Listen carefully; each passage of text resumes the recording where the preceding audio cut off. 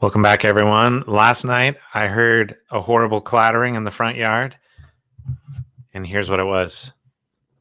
Our neighbor's cat, this Marcia, she thinks she lives here with us. Oh, Marcia!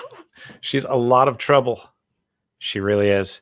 Marcia has been living in our backyard because her sister just had kittens, and she's jealous. So she's been hanging out with us a lot. And at night, she literally lives in our backyard, and all night long she meows, wanting to be let in.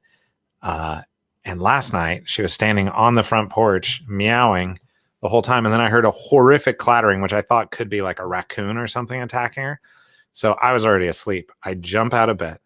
I run downstairs, fling the door open, and Marcia is hanging on the screen the whole time.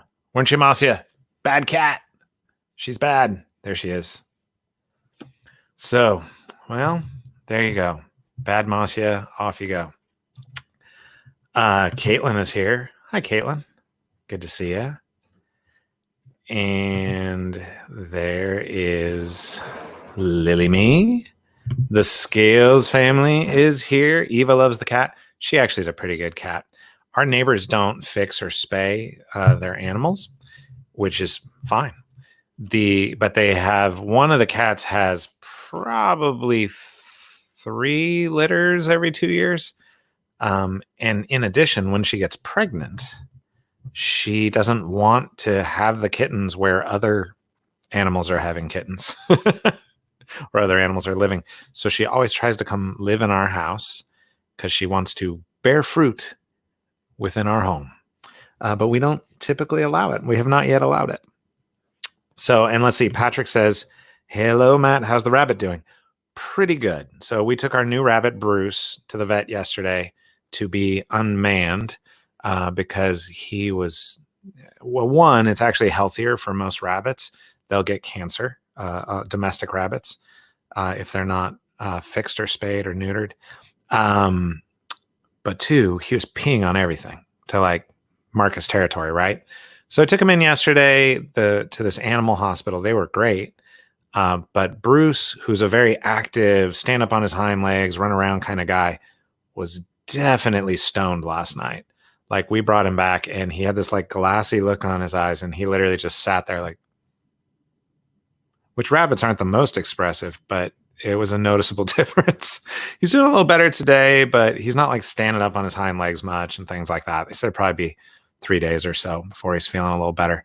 So right now we're just trying to make sure he's eating. We're giving him his painkillers every 12 hours, which he loves apparently, because when he sees me coming with it's like a mouth syringe, he comes running over and it's like, so apparently rabbit painkillers are good. Haven't tried them. Just that's what I'm told by Bruce. Anyway, Bruce is doing well, and probably next week sometime we can pull him out and you guys can meet him. He's a great bunny. He stands about 2 feet tall. He's large. And I actually just got a hutch off of Craigslist today so he can live outside a little more instead of living in our garage. Kirk is laughing at Bruce, or at the story about Bruce at the very least. Hey, everybody, I'm going to start reading in just a minute. But before I do, just a reminder, this Friday, we have Diva Fagan. Diva is a middle grade author who actually Jen Reese introduced me to. And her book, Rival Magic, is actually really fun. It's targeted to, 8 to 12-year-olds, I'd say. Fun book, though. Really enjoyed it. And I want to tell you who all the characters on the cover are, but it actually was this like fun surprise for me to meet them along the way. Yeah. Anyway, Diva's going to be with us. She's very excited. She's written me a couple times to just say hello. So she's good to go. So today, here's a question I want you to think about that you can share while I'm reading or afterwards. And that's this. Have you ever, what is the darkest place you've ever been? In the modern world, sometimes getting in a dark place is difficult. There's a lot of light, what do they call it? Light pollution.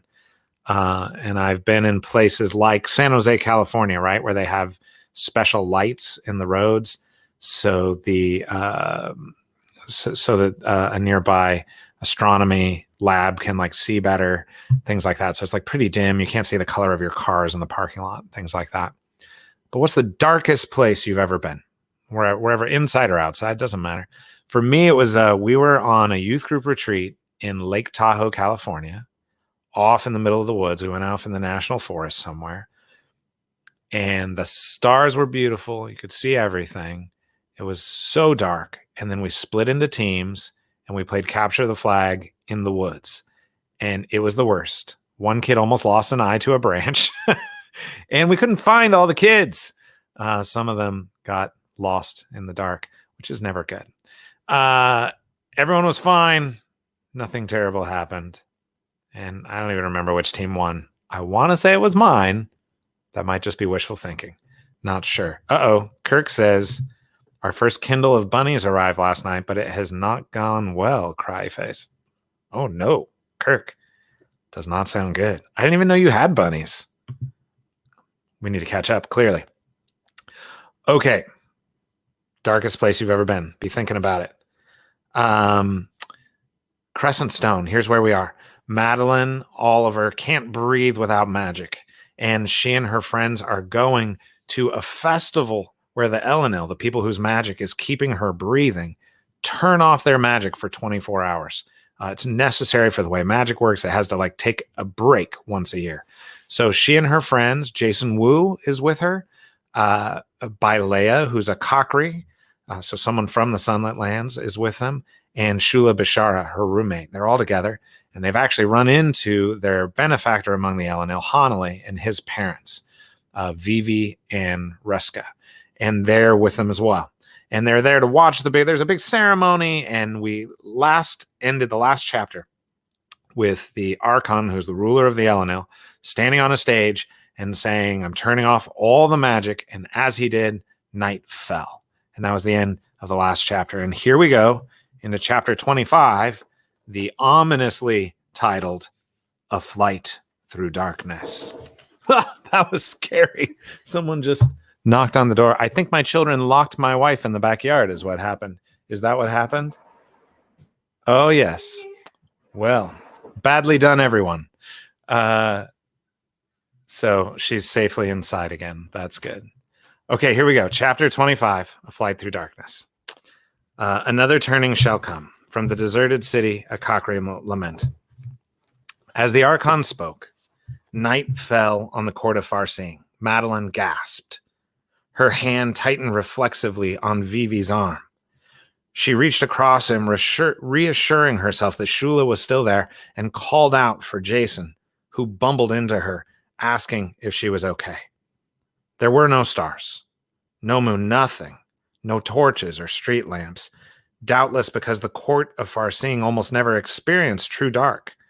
The crowd, to Madeline's surprise, did not seem panicked. On the contrary, they cheered the darkness. Do not worry, Vivi said. We allow complete darkness for but a moment. It is part of the story of Ella and Nala when they stopped the sun in the sky and caused darkness to flee.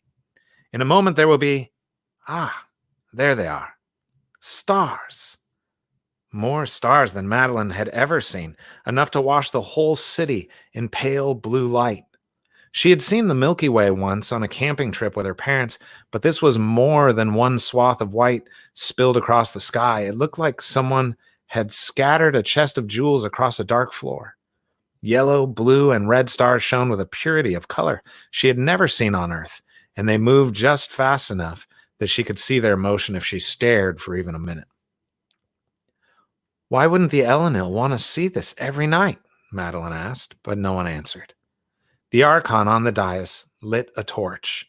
In the new dark, that torch was like a bonfire of glaring brightness. We must not let the light fade, he said. It is in the darkness that our light shines brightest, and tomorrow we will light the world again. He lit another person's torch near him, and that person lit another torch, and soon candles and torches were being passed into the crowd. Shula leaned across Vivi. It was just bright enough to see her face clearly. Madeline, we should make our way back to West Wind. Other magics will begin to fail over the next hour. and it's unpredictable which will go first. Madeline nodded and then, realizing that it might be difficult to see, said, "Okay, Shula, I'll follow you." They said their goodbyes to Hanalei and his parents, who tried to encourage them to stay for the festivities. "The feast begins in a few minutes," Vivi said. "The Elenil will eat dry crusts of bread, and the skim servants who remain in the city will come and feast, and the humans will be given food and drink as well." "We should definitely stay," Jason said. Madeline wanted to remind him that when the magic left, she wouldn't be able to breathe. But she didn't want him to think about Night's Breath or to think about the fact that if he felt well when the magic faded, it was only because she had allowed the murder of a skim to save him. Bylea saved her the trouble, though, by looking down at him and saying sternly, "The Knight of the Mirror has ordered me to return you to Westwind, and that is what I will do." "But the feast!" "I will bring you a pastry," Bylea said, "if you behave." Madeline laughed. That amazing sculpted warrior woman bringing Jason a pastry. Something about the image struck her as funny. Jason hung his head. I should stick close to Madeline anyway. "Then it is settled," Bylea said. "Let us make our way to the castle." "Should we wait for some torches?" Madeline asked. Bylea shook her head. "All four of us come from lands where night and day trade places with regularity. We are not afraid of a small spell of darkness." Jason said, "We do have light bulbs where we come from, though, Bylea." A dark shape skimmed the crowd, flapping its wings, and landed on the dais near the Archon. "Did you see that? Was it a bird?" It was a bird. In a few seconds, another zipped in from the direction of the southern gate, and then another. Then a massive flock of birds, all different sizes, appeared over the crowd in a chaotic swarm of chirping, hooting, cawing messengers. They flew from all places in the city and lit beside different people in the crowd, relaying their messages before flying off to their next errand. "No one told me about this part of the festival," Madeline said. Bylea had already pulled her weapon out, swiftly assembling the two bladed ends. "This is not part of the festival," she said. "We must move quickly to Westwind." Instead of putting her staff together, she held half out to Jason. He took it in his hand, looking uncertain what to do. She snatched it out of his hand and gave it to Shula. "We will flank you," she said. "You must go as quickly as you are able." Madeline grabbed Jason's hand so they wouldn't lose each other in the dark, and they pushed through the crowd. She could feel a surge of energy in the crowd. She didn't know what message they had received, but it must be something dire, because the people were all moving with a panicked purpose. Rondello and Evernew leapt past them, headed south. "Hurry," Shula said. "I've seen this sort of crowd before. We need to get out of it." A horn sounded, harsh and discordant, from the square behind them. Madeline didn't stop to look, but she felt Jason hesitate. Then he ran ahead of her, yanking on her arm. The crowd around them started to run as well. Someone fell to her left, then disappeared beneath the thundering feet of the crowd. Madeline cried out, but Shula pushed the small of her back, urging her forward. A voice boomed out over the crowd. "Release the girl to us, and you may live. Deny us, and face the consequences." Panicked, confused cries rose from the crowd. "What girl? Who is he talking about? What does he want?" "The girl who cannot breathe," said the voice again. "Madeline Oliver is her name." Madeline stopped, turning back to look. Jason yelled at her to move, yanking on her hand, but Shula had stopped too, Bylea's weapon at the ready. A black skull stood on the far end of the crowd, a scythe in his hands. "Very well," he said. "The Archon first." He raised his white-clothed arm, then dropped it again. A volley of arrows flew from the edges of the crowd. The Archon tried to run, but an arrow caught him in the calf, and as he fell, several more pierced him. Screams rose from the people, and the stampede began in earnest. "This way," Bylea hissed, and pulled them into the sheltering alcove of a merchant's shop. "Listen closely. Run if you can. Hide if you must. Fight if there is no other option. I'll be with you in the crowd, sometimes ahead, sometimes behind. Shula, you must stay near them in case one gets past me. Do not hesitate, and do not stay your blade." Be it skim or human or Elenil, let no one hinder our path. What if it's a Megrim? Jason asked, or a Cockry or something. Pray it will not be a Cockry warrior, Bylea said grimly, or you will be lost. Follow the path I direct, even if it seems to take us away from Westwind. The desert has no paths, but a city has many. If we cannot find one that leads where we wish to go, we will make our own. An Elenil couple fell out of the crowd, pushing up against them in the alcove. It's her, the woman said, her eyes wide. They're killing Elenil out there. Elenil! We must give them this girl. Bylea sliced the woman's arm with her blade. She cried out in surprise, covering her arm. How dare you, desert vermin! Bylea's face twisted in disgust. There is no magic, and thus no healing until the festival ends. You had best run for safety, citizen. If you fall on my blade today, you will not rise again. The woman said, Our bird told us someone has allowed the skim entry to the city, a traitor. The skim bypassed our guards. They found the gates unlocked. No Elenil would do such a thing, and here we find a company of Cockry and humans. She sneered at them. Bylea moved toward the couple, but Madeline put her hand on the Cockry woman's arm. We had nothing to do with that, Madeline said, but you should run. I can't hold her back for long. The Elenil couple backed away, and the man said, When the festival passes, we will speak again. Hope that I have no blades on that day, Bylea snarled, and the two of them, wide-eyed, stepped back. Go, Madeline said. Run! She's not joking. The couple stepped into the crowd and disappeared. The crowd swirled and crashed in on itself. Trying to find a stream of people moving in the right direction seemed overwhelming. Madeline wasn't sure the four of them could go the right way and stay together. It's too crowded, Madeline said. The roofs? Bylea studied the flat roofs on either side of the street. You must stay low so the skim do not see us. With one practiced kick, she knocked in the merchant's door. Swiftly now. They stumbled through the dark shop. Madeline found a narrow stairway that led to the roof. Bylea forced the top door open. The small flat roof held a few potted plants and a short wooden bench. The buildings huddled together, and the distance from one roof to the next was rarely more than a single step. They hunched down as they ran to keep from making silhouettes on the field of stars. The torches are going out, Jason said. It was true. Starting at the dais and rapidly spreading in a wave across the square, the torches were flickering and dying. Screams came from behind them, and guttural war cries. Skim warriors, Shula said. They're in the square. Why are they after me? Madeline asked. Bylea held still on the edge of a roof. We should cross the street here, she said. It's a long jump, but going down among the crowd seems foolish. No way, Jason said. We could wait here for sunlight. No one will see us up here. Bylea looked to Shula. I know a thing or two about battles in a city, Shula said. If they can't find you, they'll set a fire. They'll trust the fire to flush us out. We should jump, Madeline said. It was a narrow cobblestone street, but the jump was long enough to be intimidating.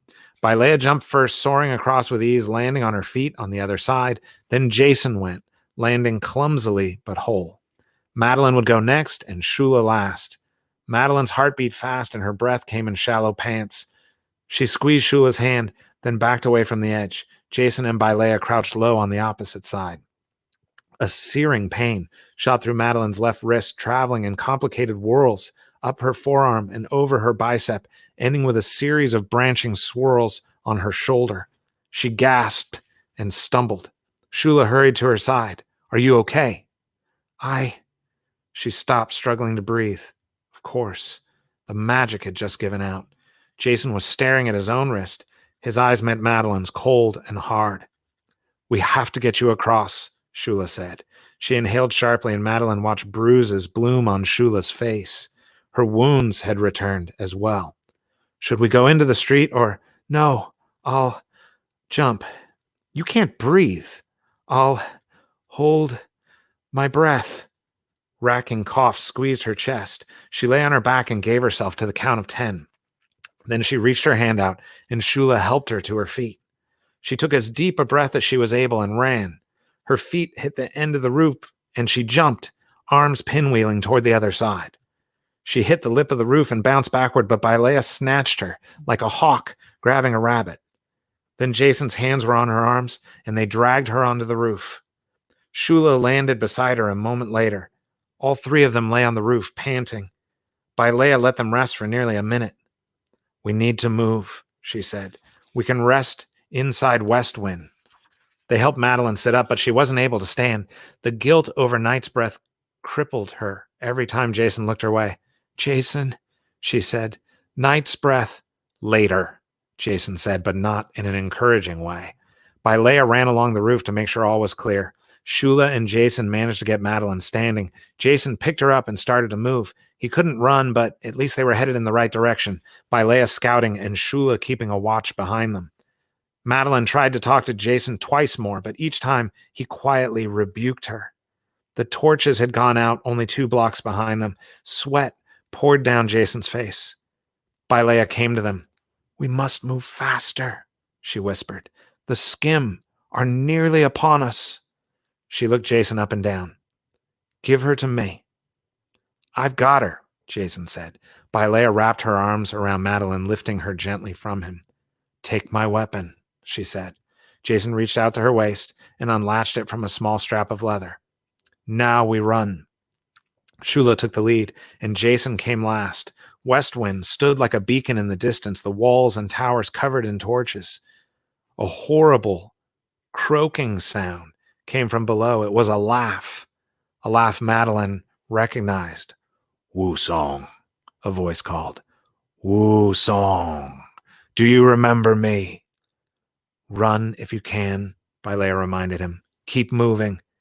"That's Breakbones," he whispered, as if she didn't understand, as if she didn't know. "All the more reason to run." They ran, Madeline jostling in Bailea's arms. They leapt over another small alleyway. Bailea didn't even slow. She catapulted herself across with Madeline. Below them, a horse panicked in the street, pulling a cart of hay, running over people in the crowd. Madeline could see the skim now, massive creatures making their way through the crowd, smashing people, hacking, cutting, and crushing indiscriminately. Everyone ran, no one fought. The skim caught anyone with a torch and stamped it out. Jason paused at the edge of the roof, crouched low, watching the skim, trying to find Breakbones, probably. One of the skim on the ground across the street saw him. The skim knocked an arrow to its bow, taking aim at her friend. Without thinking, she shouted, "Jason!" Startled, he fell backward, and the arrow flew harmlessly past. He grinned at her. "Thanks."